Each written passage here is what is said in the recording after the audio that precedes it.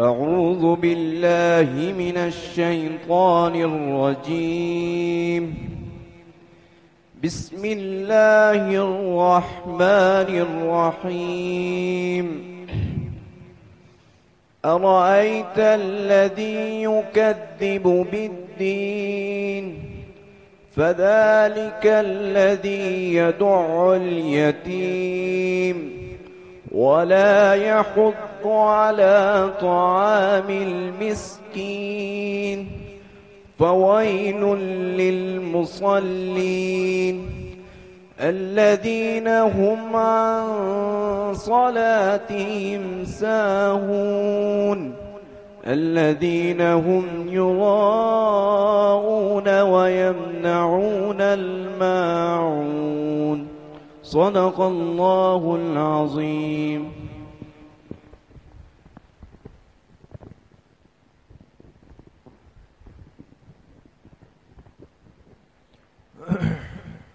بسم الله الرحمن الرحيم.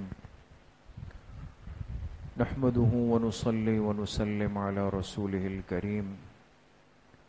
أما بعد فأعوذ بالله من الشيطان الرجيم. بسم الله الرحمن الرحيم. إن الذين قالوا ربنا الله ثم استقاموا تتنزل عليهم الملائكة ولا تخافوا ولا تحزنوا وأبشروا بالجنة التي كنتم توعدون. وقال رسول الله صلى الله عليه وسلم تحفة المؤمن الموت. صدق الله وصدق رسوله النبي الكريم. اللهم صل على سيدنا ومولانا محمد وعلى آل سيدنا ومولانا محمد وبارك وسلم. آپ حضرات نے جو تلاوت قرآن پاک کی،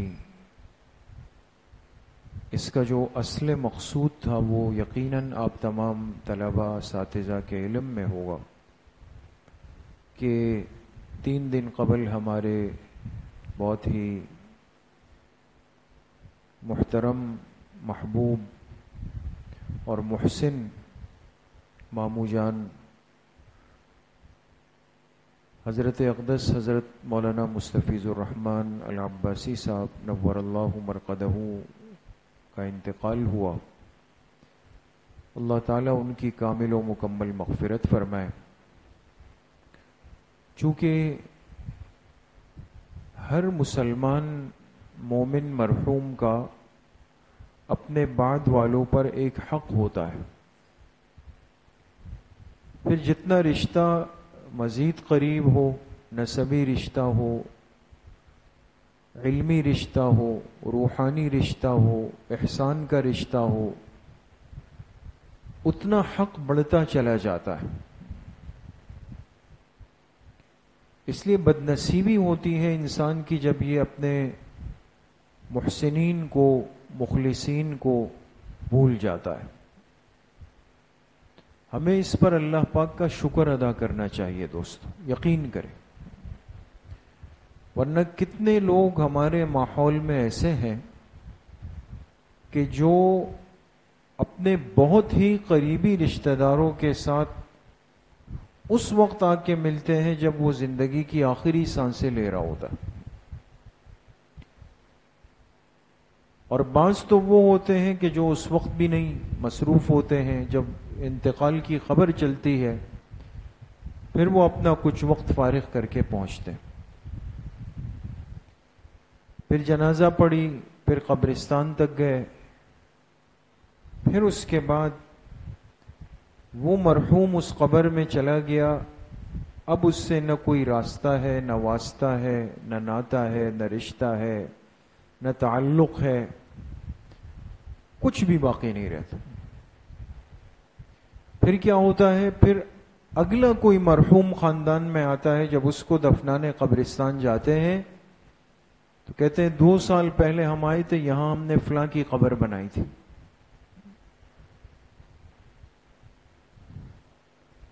لیکن اہل ایمان کی یہ سوچ نہیں ہے دوستو. دنیا سے جانے والوں سے تعلق ختم نہیں ہوتا، مضبوط ہوتا ہے۔ البتہ اس تعلق کی نوعیت، اس کا طریقہ کار، اس کی ترتیب جناب رسول اللہ صلی اللہ علیہ وسلم نے بیان فرمائی۔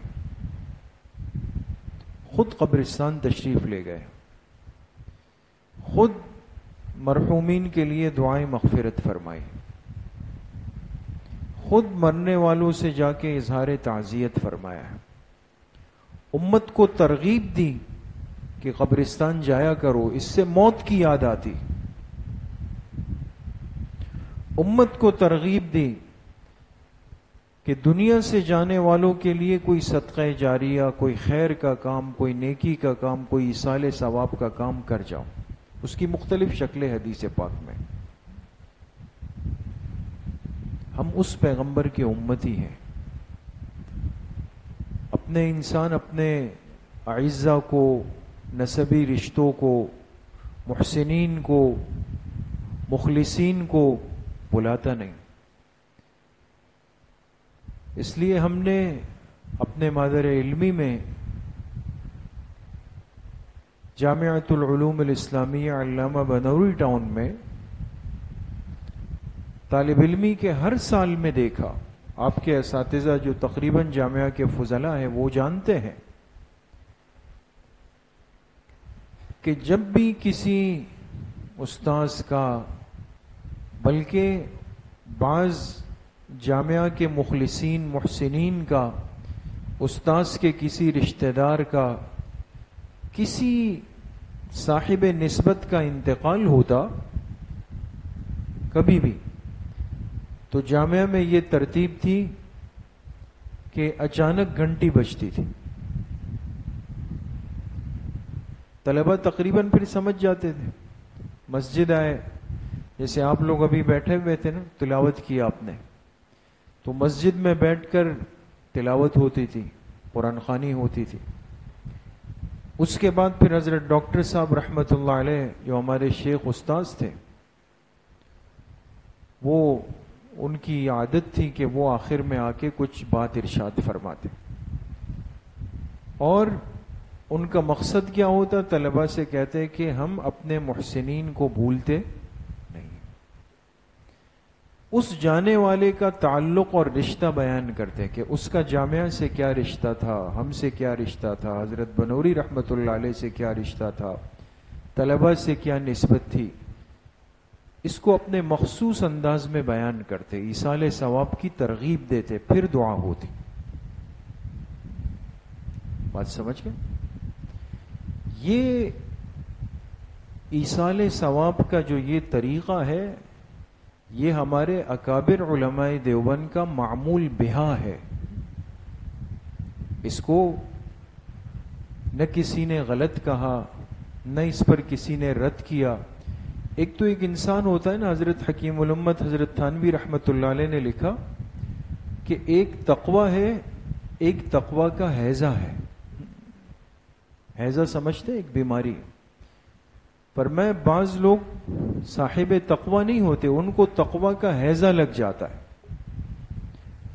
آج مصیبت یہ کہ ہمارے ماحول میں بعض ایسے لوگ وجود میں آئے ہیں کہ جن کو رد بدعات سے کام نہیں، ان کو رد بدعات کا ہیضہ لگ چکا ہے، ہیضہ ہوا ہے، لہذا وہ اپنے اکابر پہ، اپنے اساتذہ پہ، جس مدرسے سے تعلیم حاصل کی، جس وفاق کے تحت امتحان دیا، جس کی سند لے کر وہ دنیا سے استفادہ کرتے ہیں،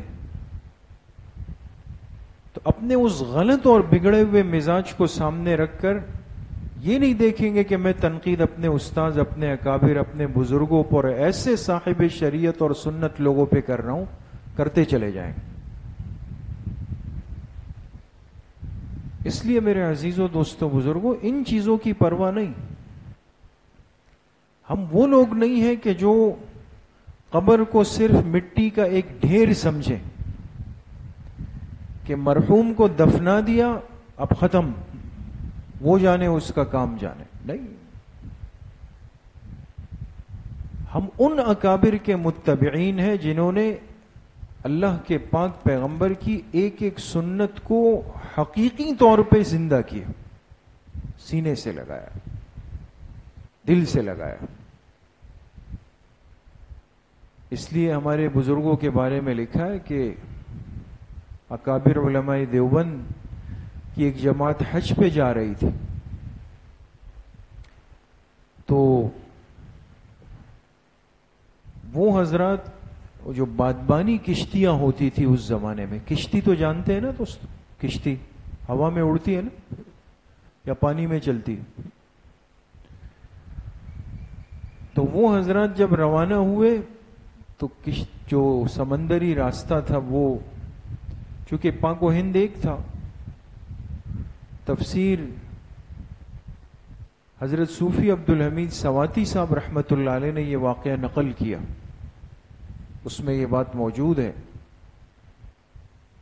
کہ چلتے چلتے یہ حضرات ہمارے پاکستان کا صوبہ پنجاب ہے، اس میں ایک علاقہ ہے پاک پتن، مشہور جگہ ہے۔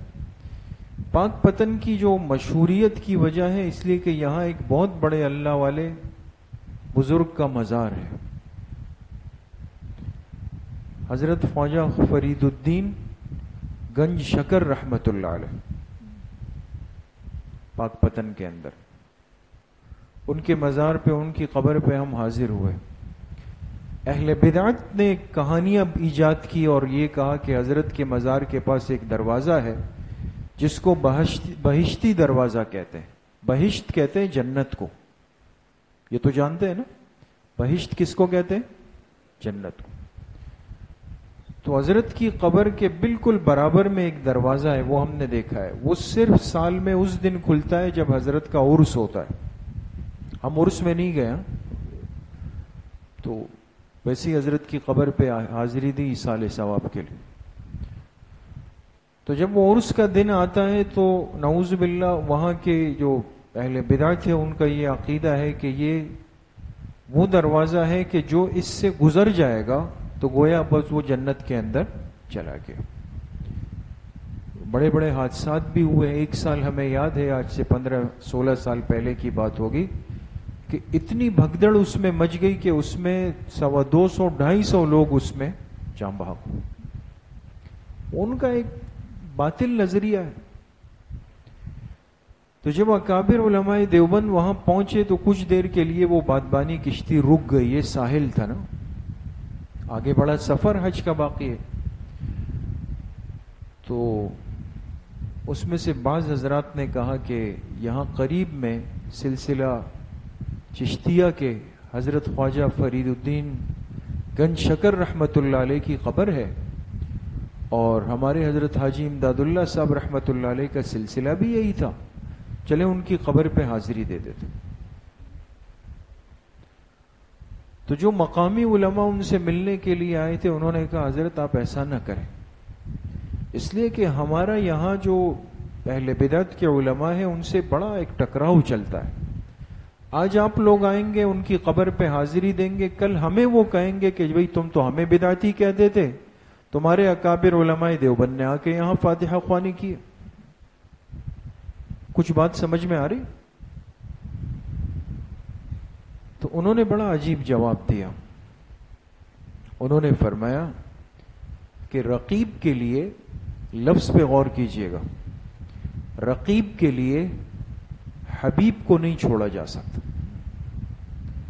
رقیب اس کو کہا جاتا ہے جو آپ سے دشمنی کر رہا ہو، جل رہا ہو، آگ میں لگا ہوا ہو۔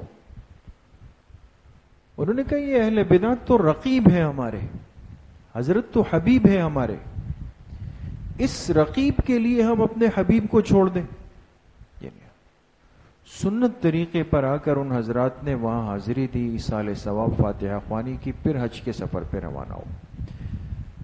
آپ حضرات سے بہرحال یہ بات تھوڑی سی لمبی ہو گئی، عرض کرنے کا مقصد یہ کہ آج کل ہم ان فتنوں کے اندر بھی بہت زیادہ مبتلا ہے، نہ علم کی سمجھ بوجھ ہے، نہ اپنے اکابر پر حسن ظن اور اعتماد ہے، کچھ بھی نہیں، نہ کچھ آتا ہے ہمیں،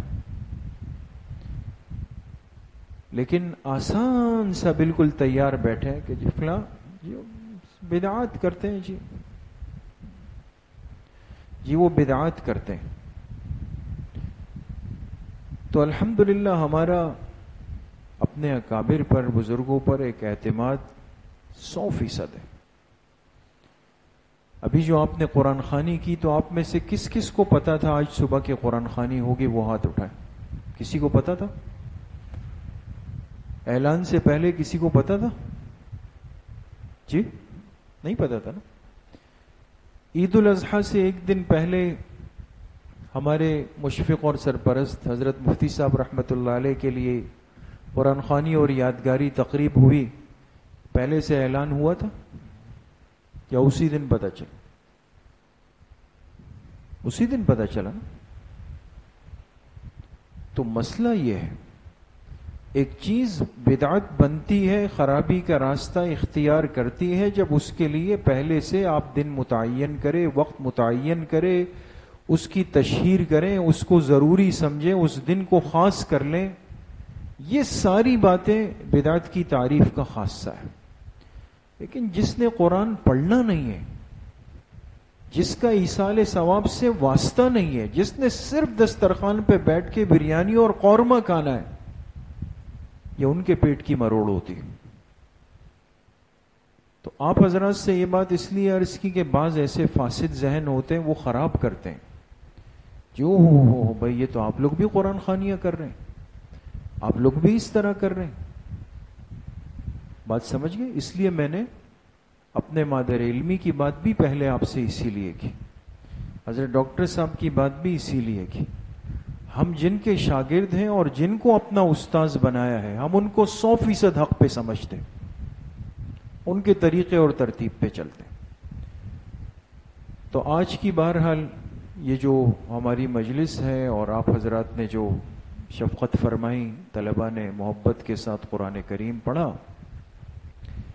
اس کا جو مقصد تھا وہ ہمارے جیسے عرض کیا ہمارے محسن مامو جان کے لیے ایصال ثواب تھا، اور باقی ہمارے حضرت مفتی صاحب تمام مخلصین، محبین، متعلقین سب کے حق میں ایصال ثواب مقصود ہے.